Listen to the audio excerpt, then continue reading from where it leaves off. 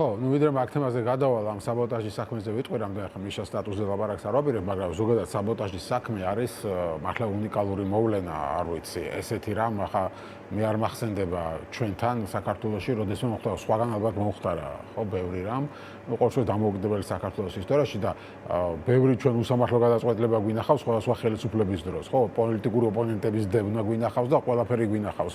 ამ არ ვიცი, არ ყოლია ალბათ არც ერთი ხელისუფლება, რომელსაც ეს პრობლემა არ ქონია, მაგრამ ასეთი რამ, რასაც ეხა ბიზნესმენები აკეთებს, რომ ხა პოლიტიკურ ლიდერებს ასამართლებს იმის გამო, რომ თქვენ რაღაცა ჩემი დასანქცირება რატომ მოითხოვეთო პირადად, ანუ საკუთარ თავს აიგივებს ადამიანი საქართველოსთან ამ საქმით პირდაპირ. ანუ ივანიშვილის დასანქცირებას ითხოვდა, ეს არის თუნდაც საქართველოს წინააღმდეგ და პოლიტიკურ ლიდერებს არ აქვს მნიშვნელობა ხა მოუწონს ეს ხალხი არ მოუწონს ვიღაცა მოსწონს ვიღაცა არ მოსწონს ამას საერთოდ არ აქვს ხა მნიშვნელობა მთელ პოლიტიკურ ოპოზიციას უჩვევს 7 და 15 წლიანი მუხლები აქვს მიყენებული 7 რავი ზოგ შეიძლება 10 წელი მიუსაჯონ ზოგ გააჩნია მოსამართლე რა ეხა ბიზნესმენშვილი რას გადაწყვეტს და ვის რა იმას ჩამოუწერს გვერდით და მთელი ოპოზიცია უნდა ჩასვას ადამიანმა ციხეში რაღაცა გამოუგნებელი ბრალდებით. ეხლა წინაზე რო ჩასვა ესეთი იმის რა ქვია კომისიაზე არ გამოცხადების გამო. ესეც აბსურდი იყო, მაგრამ იქ მაინც ამბობდნენ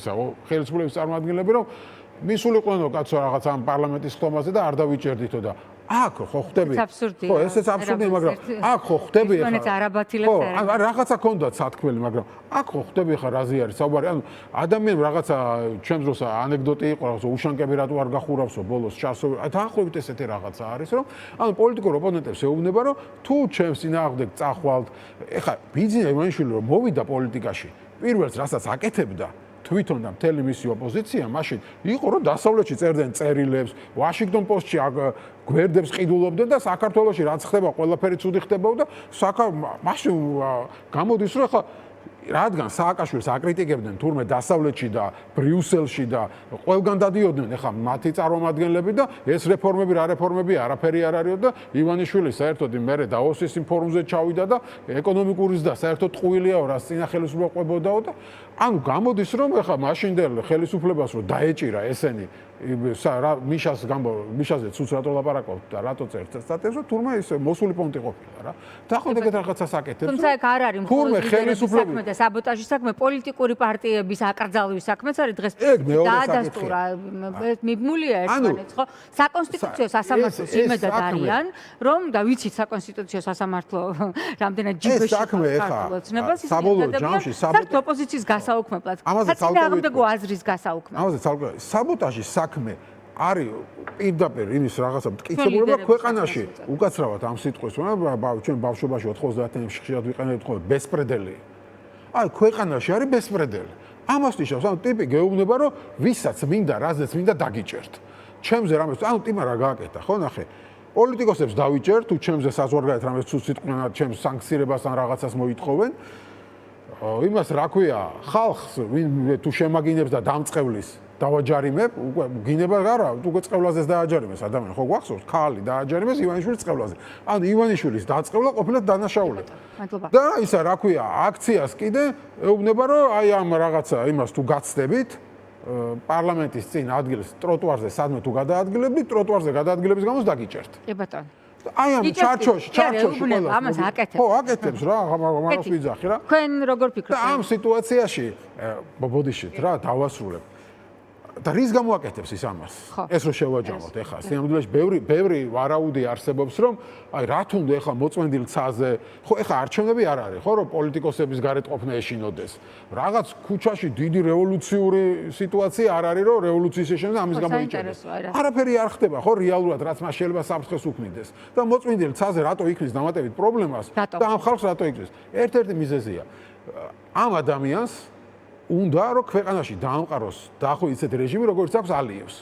ანუ ალიევი გახდა მისი როლ მოდელი. ადრე ხო იყო სომხეთი. სომხეთი იყო. რატომ აი გეტყვი ახსნი ახლა ამ ტერიტორიებზე ზრუნავს?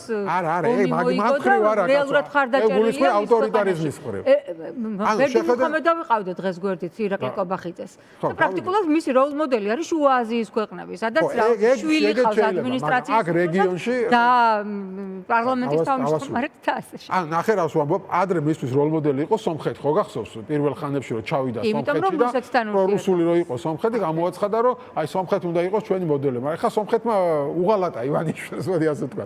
წყალებში გადაუხვია ჭეშმარიტების გზიდან და როლ მოდელი მისთვის არის ალიევი, ოღონდ ალიევი რისთვის არის, იცი რომ ანუ ტიპს ქვეყანაში ფაქტობრივად გამყარებული აქვს თავისი ავტორიტარიზმი, არის დინასტიური მმართველობა, ჯერ მამა იყო, მერე შვილი იყო და ფაქტობრივად ვერავინ პრობლემას ვერ უქმნის. და ირაკლი კობახიძე პირდაპირ ალიევს რატომ ამბობს, თვითონ ახსენებენ ალიევს. ირაკლი კობახიძე პირდაპირ გამოდის და ამბობს, რომ დასავლეთს ეუბნება, რომ ალიევიო, რომ ჩვენზე ნაკლები დიქტატორიაო და იმას თუ ვერ ლაპარაკებითო, ჩვენ რატო არ გველაპარაკებით?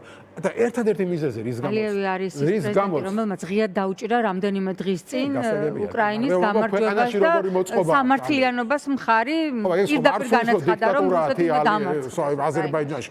იმას ხო არ ცურს დიქტატურა აზერბაიჯანში. ხო, მაგრამ არ არის მე არ გეთანხმები რომ ალიევია მისი როლ მოდელი შუა აზია. რატო არის ალიევი? ნახე მის მიერ ტიპს აქვს დამყარებული დინასტიური მმართველობა, ყველაფერი ფაქტობრივად ოპოზიცია, ყველაფერი დაპატახა თბილისში არიან გამოქცეულები, ხო, ადამიანები, ვინც ალიევს ეხება, ხმას ამოიღო, თბილისში გამოქცეულიყო და ისინი გადასცეს და ისინი დაიჭირა მერე. ანუ ადამიანს უნდა რომ როგორც ალიევს აქვს ჩაბოტონებული დიქტატურა, ისე იყოს ჩაბოტონებული და როგორც ალიევს ელაპარაკება დასავლეთი, ურსულა ფონ დერ ლაიენი ჩადის იქ, ვიღაცები ამერიკის პრეზიდენტი, მაშინ რა ქვია, თეთრ სახში ეპატიშება, აი ასეთი ურთიერთობა კონდეს. ოღონდ ერთადერთი რაც მას ამაში ხელს უშლის, არის ის რომ აქ ჩაბოტონებული არ არის ჯერ დიქტატურა. ხალხი ქუჩაში დგას და პოლიტიკური ოპონენტები ჯერ კიდევ აქტიურობენ. აი ამის გამო იჭერს.